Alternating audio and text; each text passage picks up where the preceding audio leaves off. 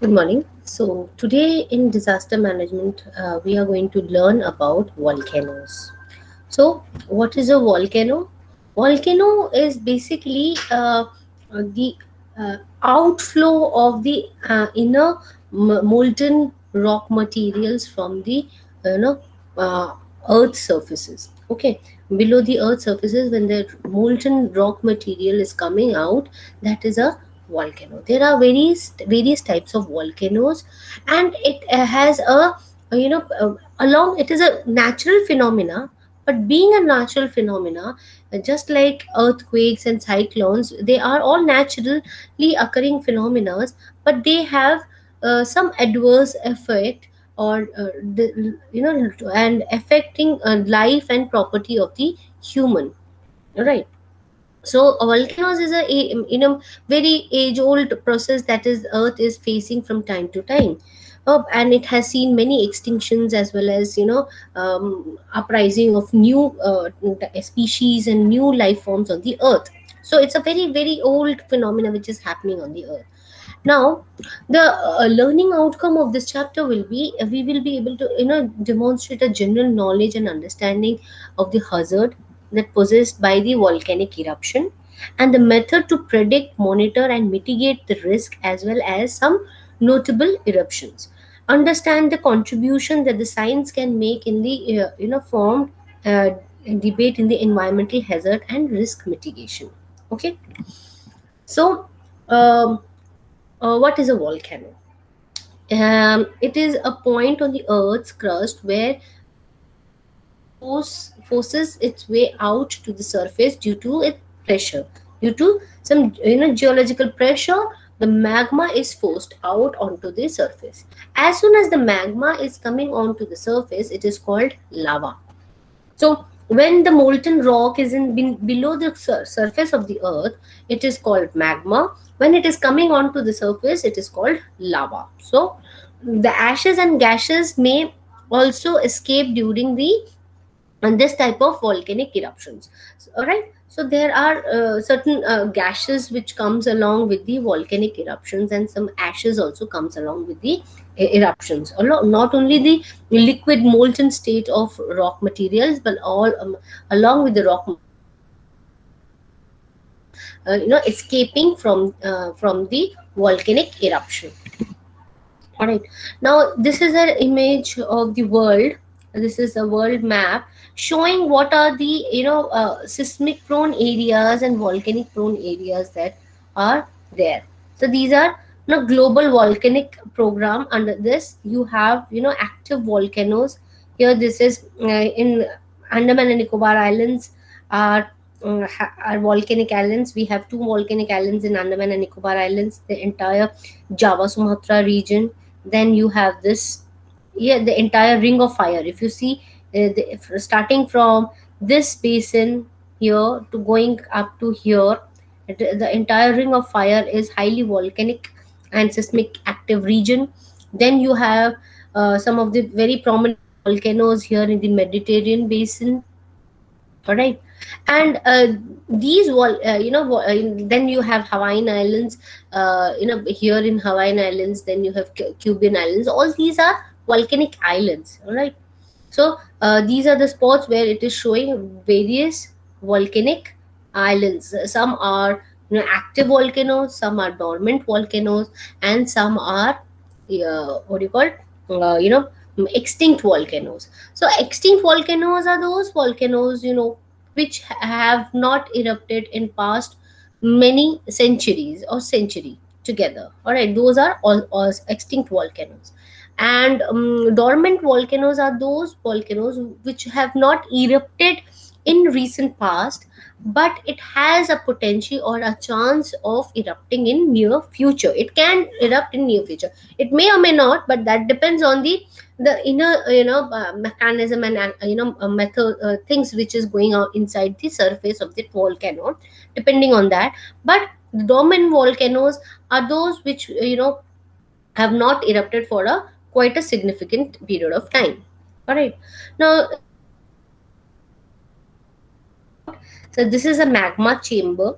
This is the earth crust, and this is a magma chamber from where the magma is pushed up into the vent, and it is coming up. While it is coming up, this is the main vent, this is the lava vent. Okay, or you can also call it dike. Okay, so these are lava vents where your lavas are coming out. This is the main mouth of the volcano, where which is called crater.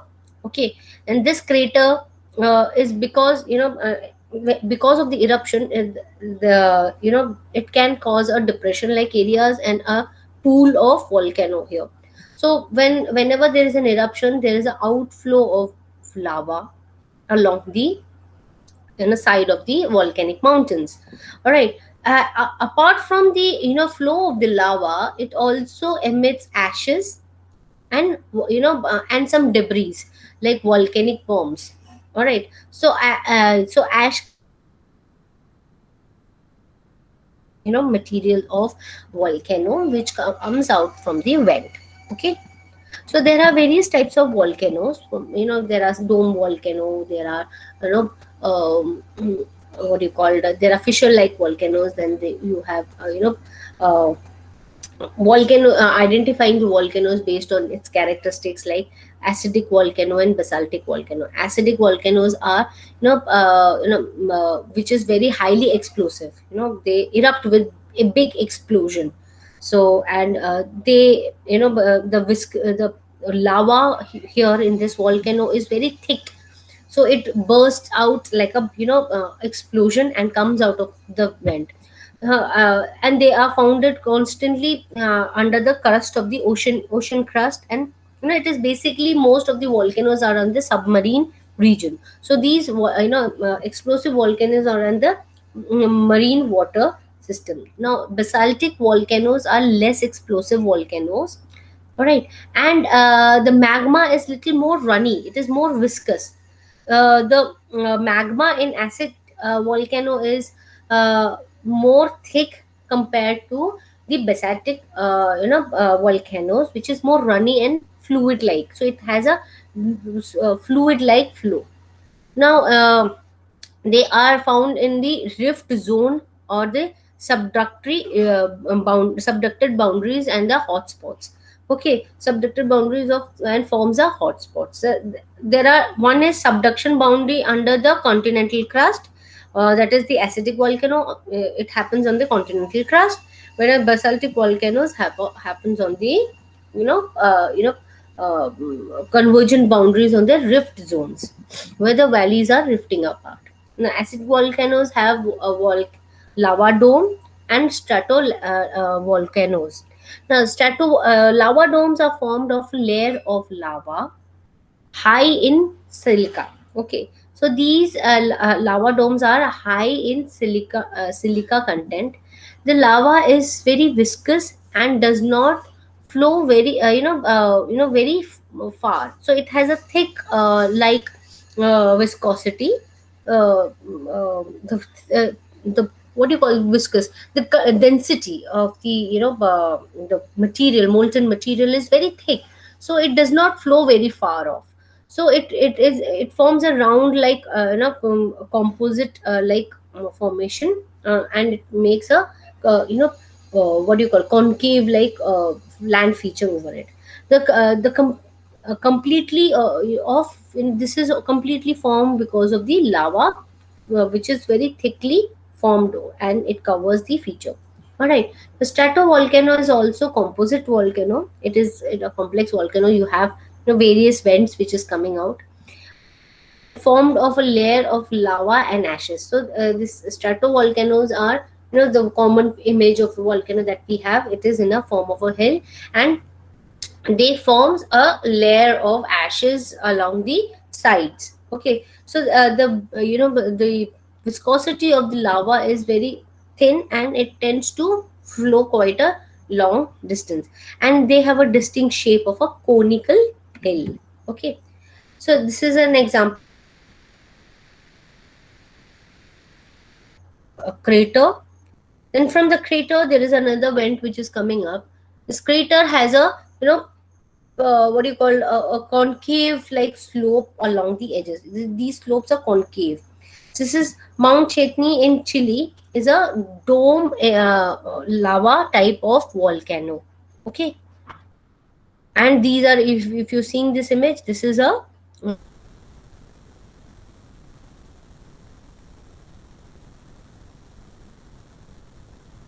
volcano. This is a, you know mountain like, conical mountain like features. For example, let me say, Mount Fiji. Mount Fiji is one of the example of uh, stratovolcanoes. This is Mount Helena in USA.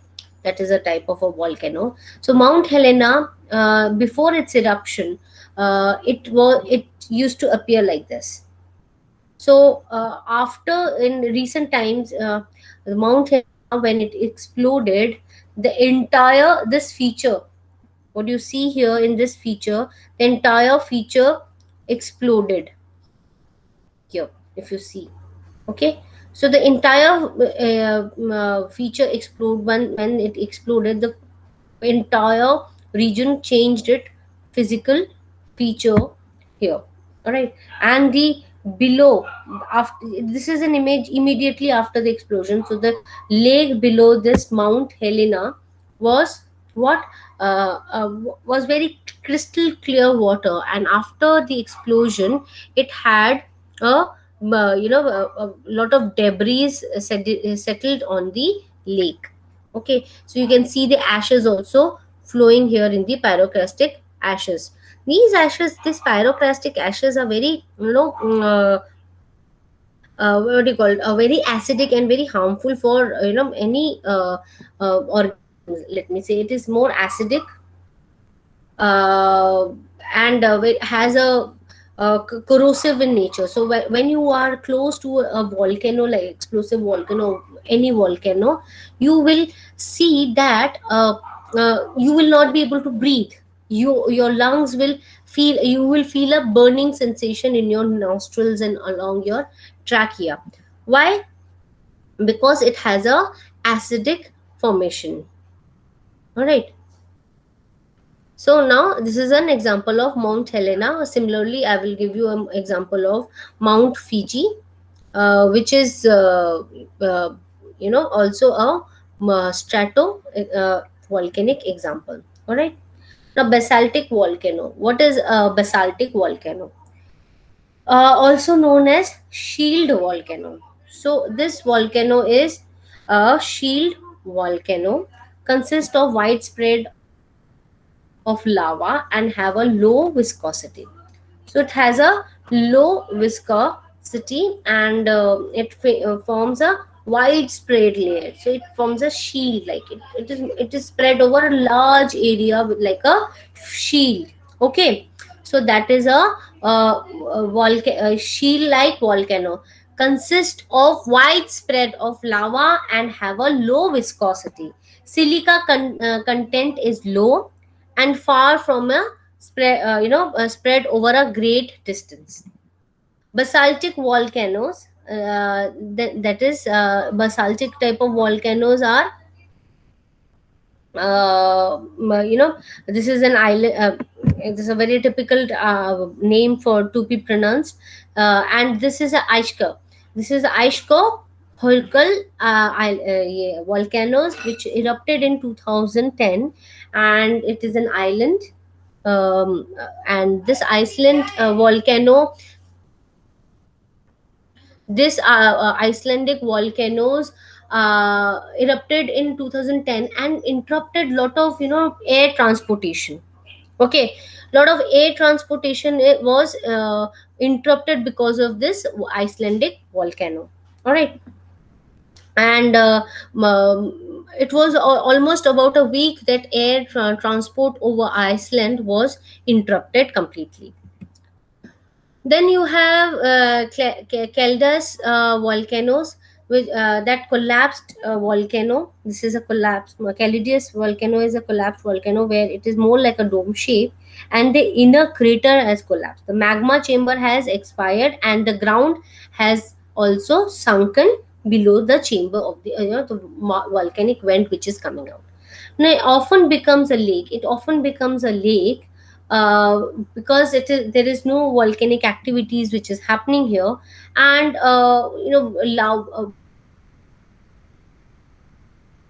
been coming out for a very long period has gone extinct. The lava chamber has gone dry, or it has frozen or crystalline, becoming a lava plug. All right. So the water tends to because of the precipitation, the water tends to collect here.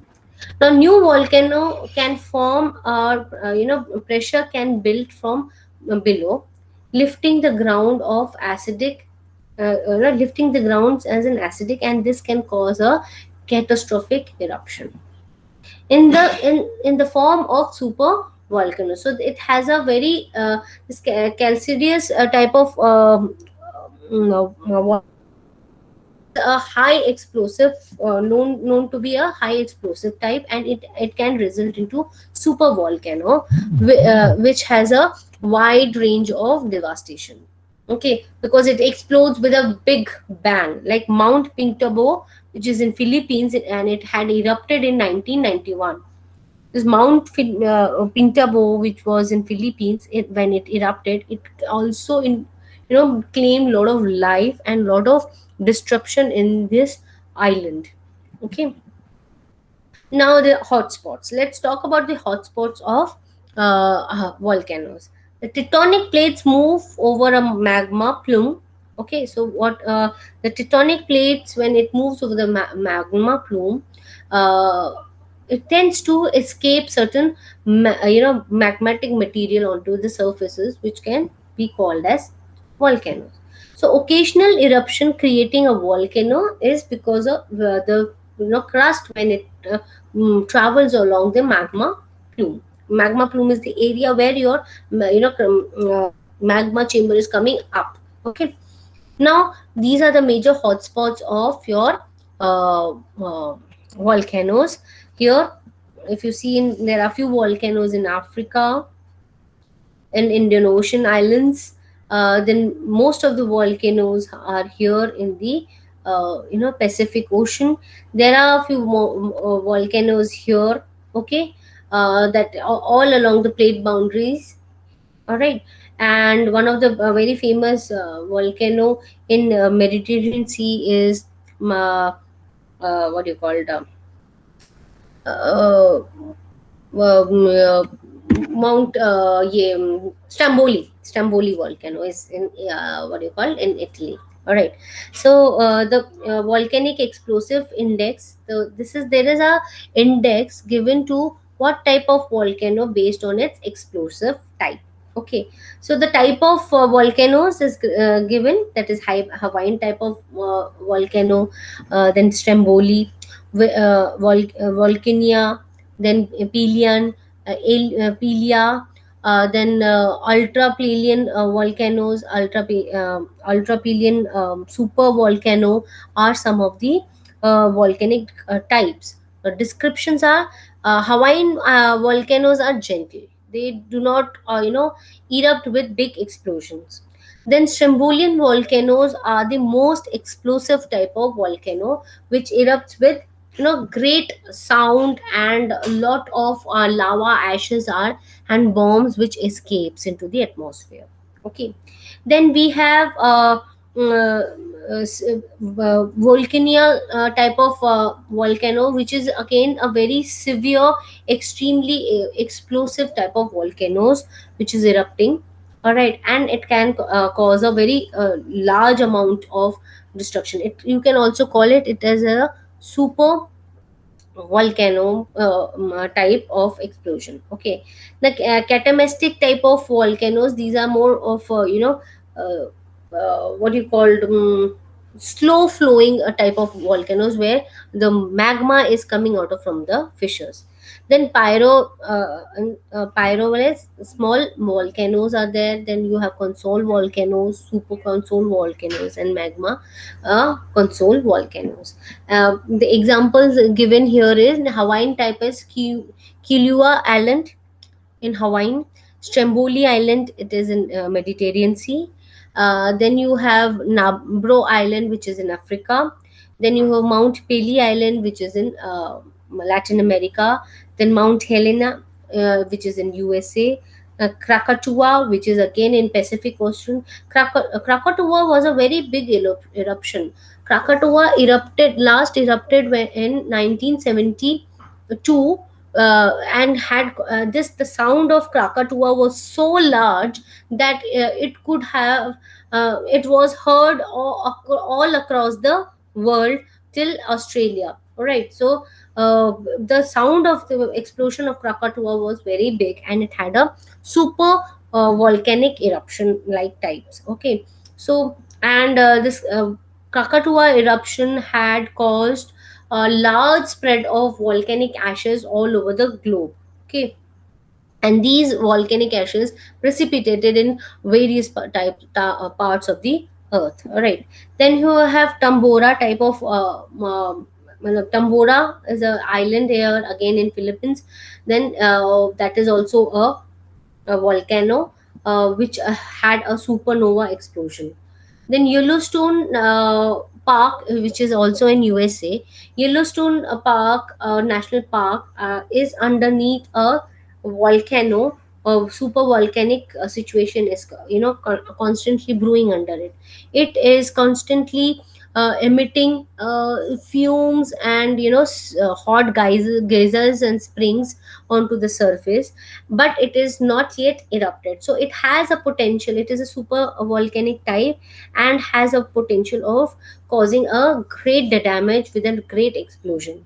So number 8 has never been experienced in the human history. So super volcanic type has never been experienced in the human history. Super volcanic, there are certain, theories of, extinction of dinosaurs, if you say. So one of the theories also suppose that there was a super volcanic eruption that has caused the extinction of the dinosaurs, which had resulted into, the second the era, that is the second ice age. This because of the super volcanic eruption, the ashes completely covered the earth. Okay, and when it completely covered the earth, it started getting a what do you call winter like situation, when the sun was not able to penetrate the surface, and many animals ceased to live in that time. Okay, so it is one of the theories of extinction of many extinctions. Okay, now this is again based on the size of the volcanic index. We have made it how hard and how strong it is erupting. So like, let's start from the smallest, that is the Icelandic volcano, which erupted in 2010. Okay, then we have, again, it is an Icelandic volcano which happened in very many years ago, that is about 250 BC, before Christ. Okay, so it had a 4-degree eruption. Then you have Saint Helena, which erupted in 1980s. It also had a moderate type of a very low level of eruption. Then you come to the next, is that level 5.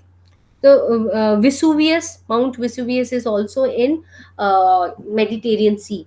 Okay, so Mount Vesuvius eruption and Pintabo eruption was of a volcanic eruption index number 5. So which is the number 5 category, the previous year.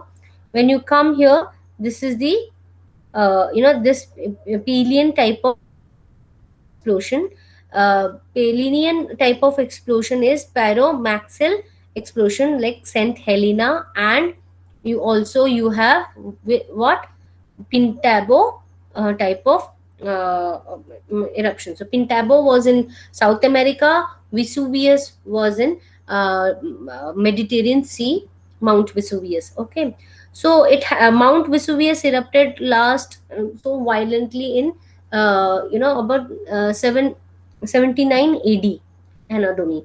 Okay, in 79 AD years, that is like how many years back?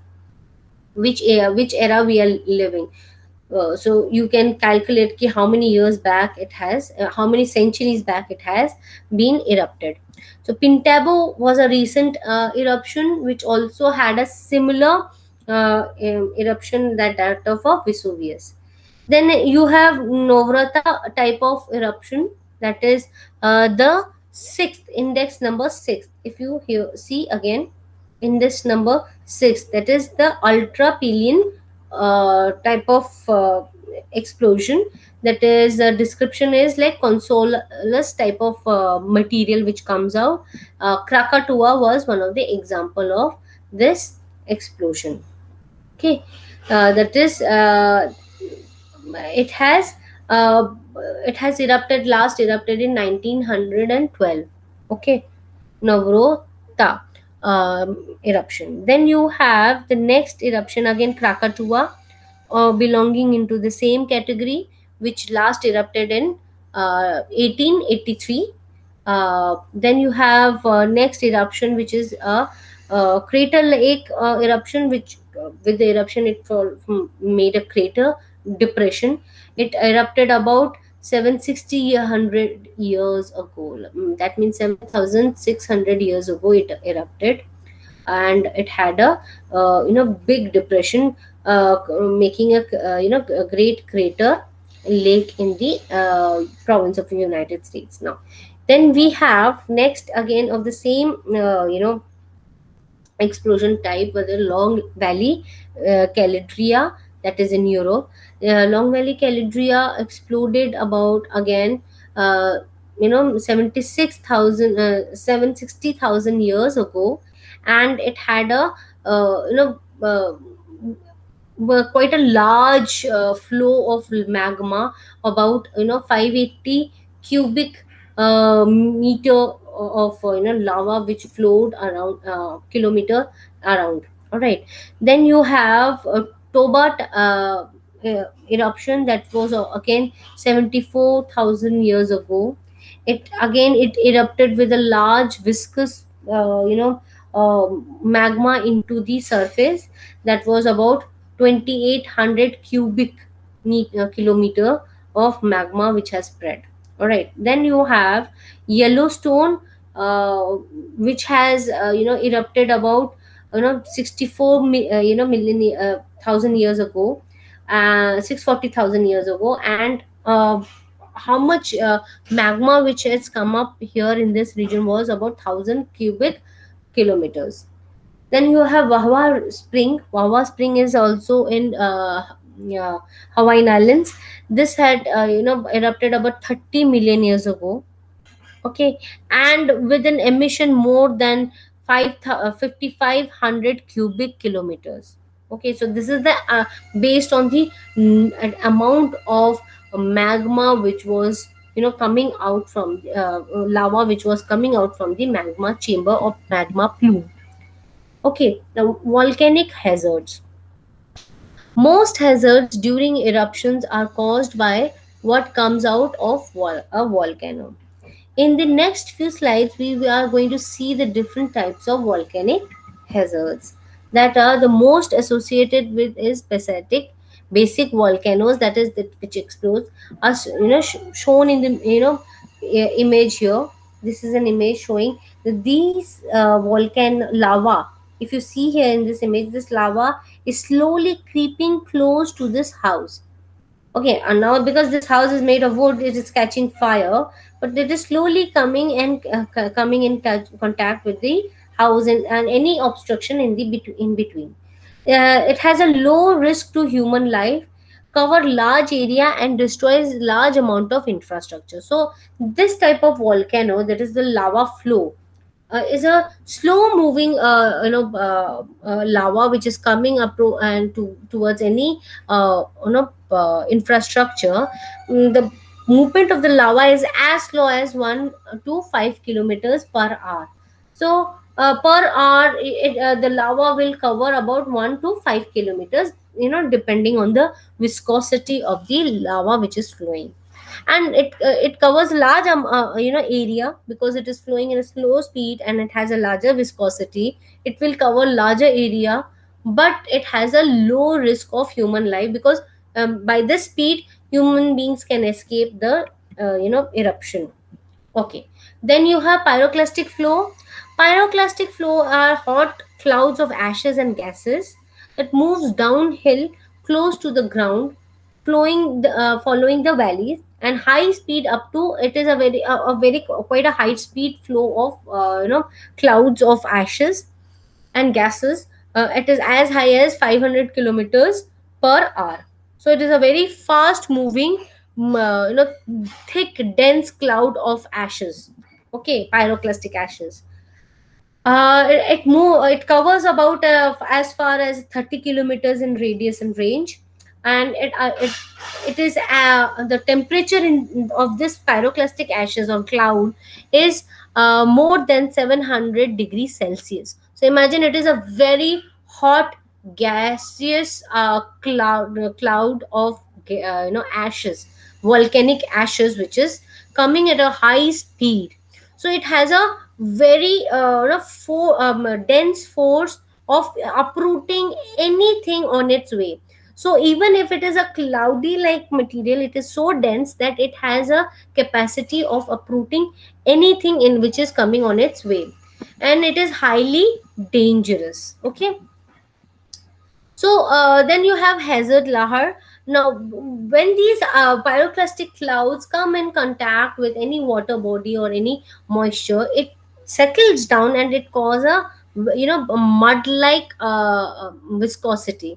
Now, this occurs in a high volcanic coverage in snow and ice or wet mud soil. Okay, the eruption caused snow to melt or lava to mix with the mud.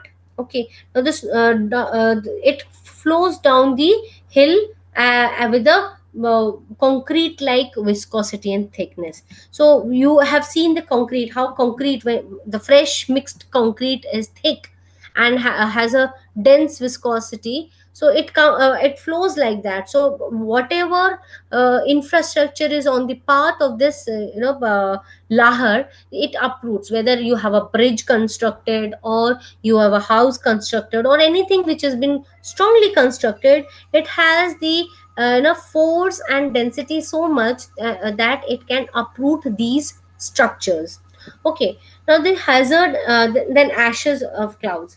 This slow moving ashes, way of ashes and collapse, settles on the building, and it has so density, high density, that it can cause collapse of the building, destroys crop, pollute water, because it has a tendency, it is a acidic in nature, so it has a tendency of polluting water, it making the water more acidic. Okay, it affects air traffic. It does not allow aeroplanes to fly over this dense cloud. Like planes can fly over the clouds or between the clouds when it is not very dense, and it is not a thunderstorm associated clouds. Okay, so any kind of jet planes can fly through it, but a jet plane or a plane, modern plane, cannot fly through these clouds, the volcanic clouds, because first of all it is dense, second of all it is pyroclastic in nature. That means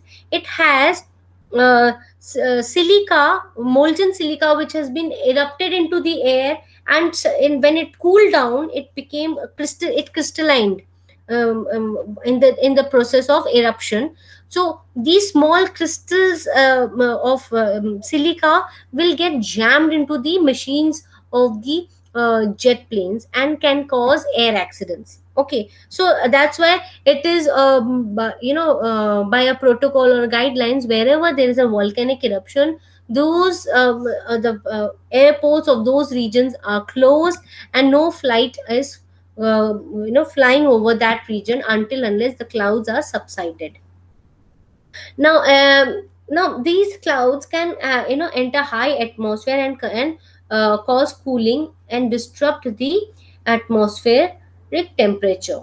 Okay, it can cause a cool climate. Why? Because it can disrupt the solar radiation to enter and can cause a artificial cooling in the atmosphere. So like I have given you one of the theories of extinction of the animal, and then the upcoming of the ice age was one of the theories. Accepted theories are because of the explosion of a super volcanoes.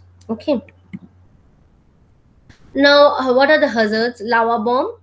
These are the lava bombs. They, when they are explosive type of volcanoes, they erupt some parts of volcanic matter in a shape of a a bomb, or in a shape of a ejected material, which is very explosive in nature, and when it falls on the ground it acts like a bomb. All right, it explodes on the ground itself. So they looks, and once they subside and cool, they are forming a igneous type of rocks. So molten rocks thrown out into the volcano, and pumice, uh, like uh, pumice is a type of a rock, is a small type of rock which has lot of what do you call, holes in it. It is very light, it is as light as it can float in the water. Okay, but this pumice rock, when it is, while it is ejected from the volcanic vent, it is very hot, and it has a very dangerous effect on the structures on its way. So it travels short distances, although lava bombs travel short distances, but can cause a large amount of destruction. Okay. Then benefits of living near volcanic areas. What are the benefits? What are the plus points of having a volcanic region? It has an aesthetic beauty like Mount Fuji. Okay, so Mount Fuji is a very beautiful mountain volcano in Japan, island of archipelago. Japan has a is an archipelago of islands, which has in one of the island has the Mount Fuji, and this Mount Fuji is very beautiful. So then you have many minerals which makes it volcanic eruption makes it possible for minerals to be exposed on the ground. Mining of minerals and diamonds are very common in the volcanic regions. Then geothermal energy and hot springs are very common in these volcanic regions. So these geothermal energies can be used as an alternative source of energy, right? And similarly, we have hot springs, which has emits hot water, which can also be used as an energy source, or sometimes these hot springs and natural springs are also used as a medicinal and recreational purposes. And these volcanic lands are very fertile soil. They are soft rocks and high mineral contents. They have soft rocks and they have high mineral content. So in these are the benefits of living in a volcanic region. How do you predict volcanic eruption? So monitoring seismic disturbances or seismic activities, then change in the volcanic profile, that is the shape, then chemical change in the groundwater, so you can also estimate through the groundwater change. Then emission of gases can also give you some ideas. The more the gases started coming out of the vent of a volcano, it will give you a prediction that there is going to be an upcoming eruption of a volcano, right? So the emission of the gases is one of the sign that a volcanic eruption is imminent. Then thermal monitoring. While thermal monitoring, you can see where the thermal variation of the volcanic. If there are volcanists, there is a specific branch who study volcano, the specific branch of geologists who study about volcanoes. So they are called volcanists. They go on the craters of the volcanoes, on the mouth of the volcanoes, and put their devices, thermal devices, for thermal monitoring. And the variation of these thermal monitoring will give you a general idea that whether the temperature is increasing, the gradient of temperature change is increasing, or it is decreasing. If it is increasing, that means there is an upcoming threat of volcanic eruption, right? Then history of eruptions. Let's talk about certain histories of eruptions on the earth that is known to the mankind. In 1800 BC, the destruction of Bronze Age settlements, that is, several times there has seen volcanic eruption. That is, then you have in 790 the destruction of Pompeii. Pompeii was a city by very large volcano, where because of the eruption of this volcano, Pompeii, it has engulfed the entire civilization. So people, women and children were sleeping in the night when the volcano erupted, and they were, because like I've told you, the volcanic cloud is a very fast moving cloud down the hill of the volcanoes. So these fast moving cloud, which was coming about 500 kilometers an hour, which had a dense hot gases and ashes of volcanoes coming down the slope. So just on the base of the volcano was a settlement called Pompeii, and it was engulfed within few within matter of seconds when the eruption happened.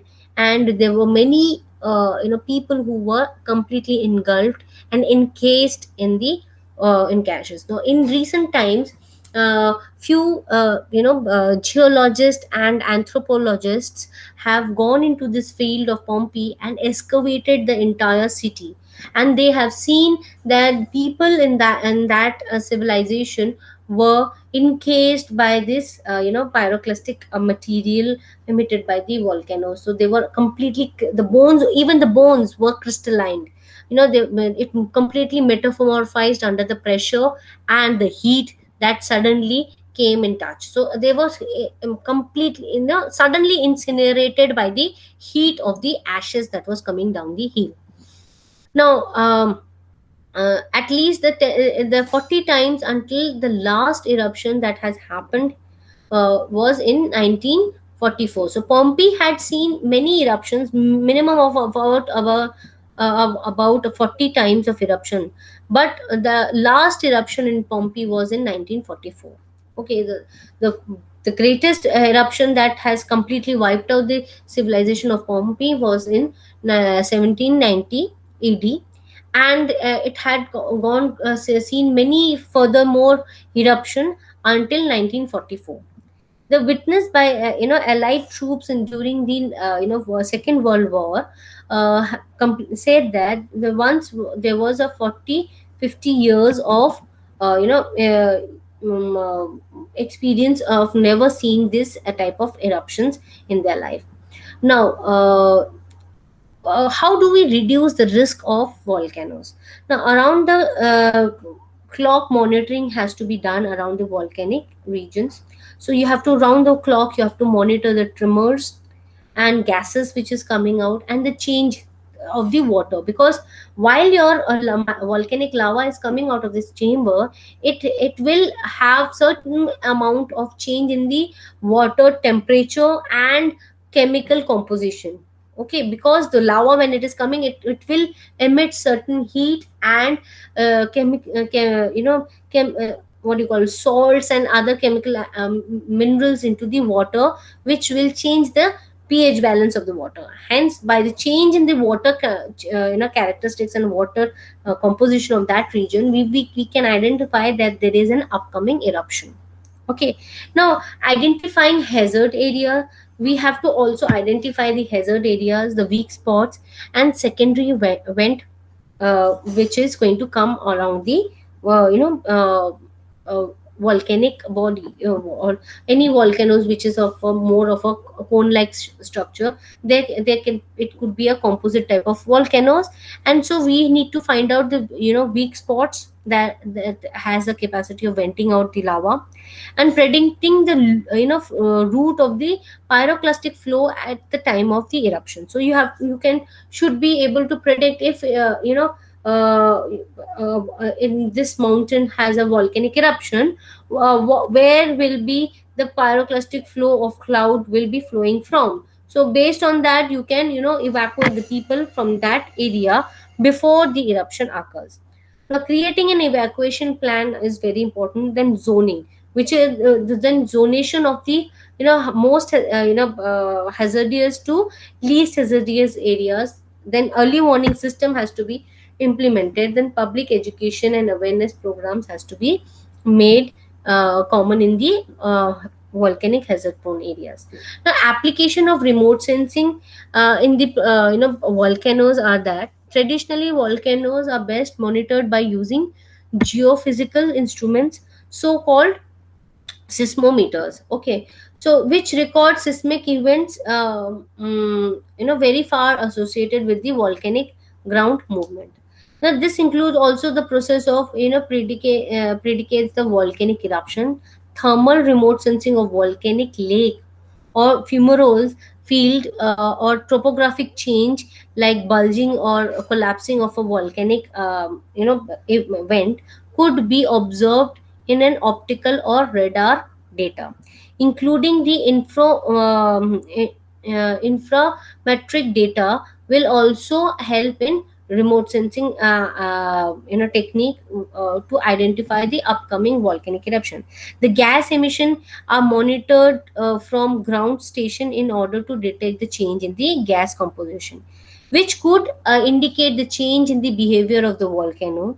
New instruments like Landsat 7 and you know uh, uh, what do you call, sorry, I have a recording now. Landsat 7 and EO1 polar platform to be launched by which is launched right now, and will be able to give a multiple thermal sensed images that can be used to study the volcanic eruption and activities. Okay, so radar and optical sensors have been proven to be a very cost effective way of studying the volcano. So you don't really have to go into the field to study the volcanoes now. The satellites like